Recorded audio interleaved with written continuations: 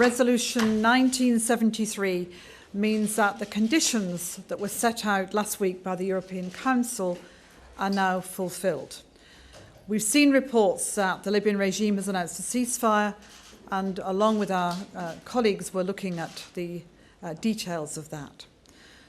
During the last week, I've been to Cairo, to Paris and to London, and of course have maintained close and regular contacts with all our international partners, including the Arab League, who I visited in Cairo to give them the details of the European Council discussions, and the Africa Union, where I've been talking with Jean-Ping. Tonight, I will travel to Paris, where I will meet tomorrow, we hope, with Ban Ki-moon, certainly with Amr Moussa of the Arab League, and Jean-Ping of the Africa Union.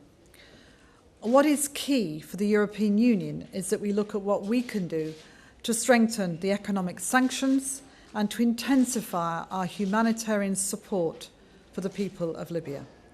I was extremely pleased that the resolution made explicit mention of sanctions against Libyan oil assets. The PSC committee is meeting right now to discuss options for how best we can support humanitarian efforts on the ground. The ceasefire and what that really means, and as we've said, everybody will be examining that very carefully. But I think the universal view is that Gaddafi should go, the regime should end. And you know that we've been talking with people on the ground, people who've been to visit us here, and also through my envoy out in Benghazi to the people there too.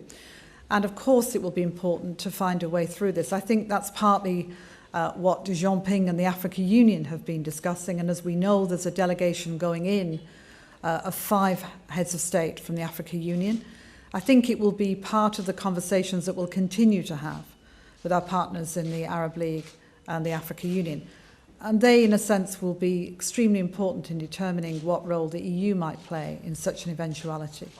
Well, on the military side, the critical questions will be for the military planners to work out what should be done. And I'm sure within the NATO planning and within member states that will be going on right now. The issue, of course, that they'll be looking at too is what is the significance of the statement by Mr. Kusa on the ceasefire and how that fits in.